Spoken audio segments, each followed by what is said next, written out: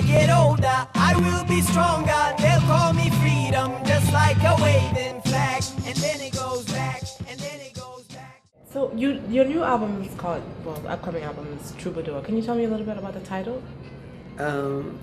It's a title that is, of course, the troubadours were 12th, 13th century poet musicians from southern France who traveled around playing and introducing some sort of a sound or philosophy or something to people. Sometimes they'd get commissioned and by governments or something, and they would say something like that.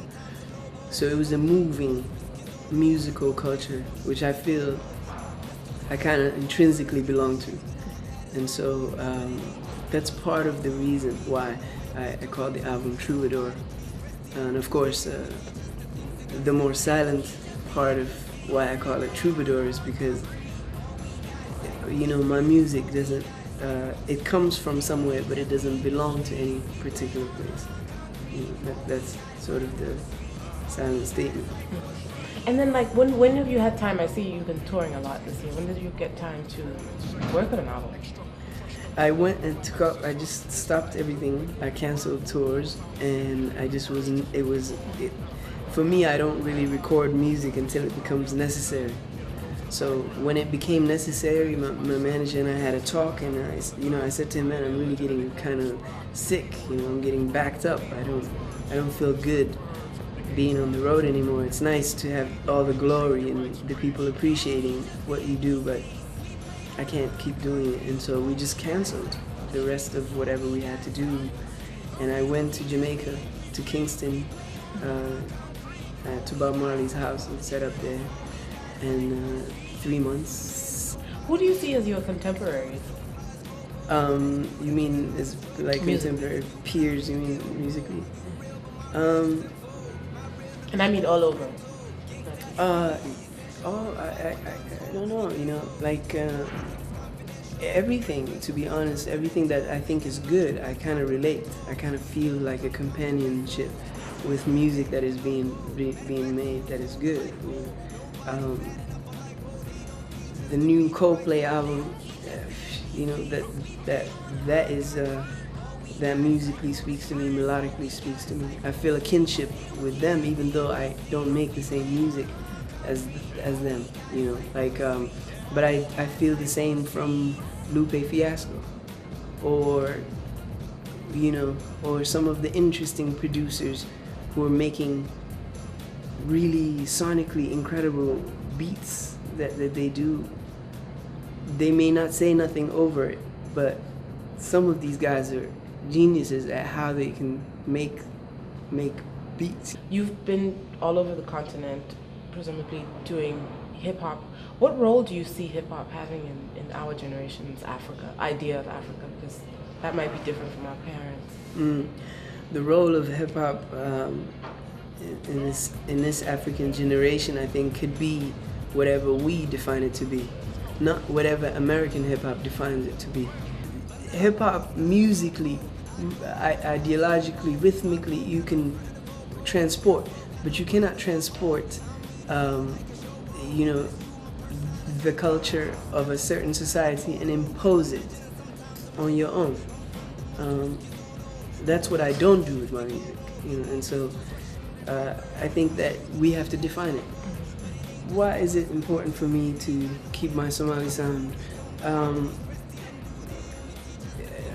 Because if I didn't, I would feel like there is a half of me that I'm trying to sever.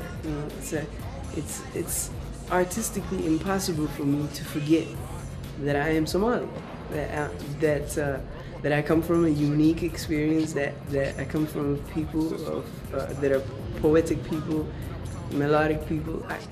To ignore that would kind of be like trying to join 100-meter race, and then just before the race, cutting off my left foot. Is home still a part of you? Is home still Somalia? Yeah, to me, Somalia is still, quite home. And then sometimes I don't feel like that, to be honest, because because of my own intellectual disagreement with what is happening to my people. Sometimes I'm the toughest at myself and at my own people, and with private conversations with my own kind, you know, I'll just be like, of course I never share that with other people, but I have a good friend who's like some type of a genius, and I said he called me one day and he said, you know, I don't think I'm Somali anymore. I said, well, what are you now? You know, I'm always interested to hear your weird remarks. So what are you now? And he says, it occurs to me that exile has its own flag. You know, it's a powerful, powerful thing. It never left my mind, you know, that statement. And because if we really want to be honest, that's true. What do you love most about the continent? What do I love the most about the continent of Africa? I love the generosity of the continent. It's still a place that provides pretty much 50% of the world's natural resources, even when the world continuously tries to exploit and ignore this place. And its people very much are people who are philosophically like the land is, who give to no end, you know, sometimes to a fault. But it's definitely commendable. That's what I like about it.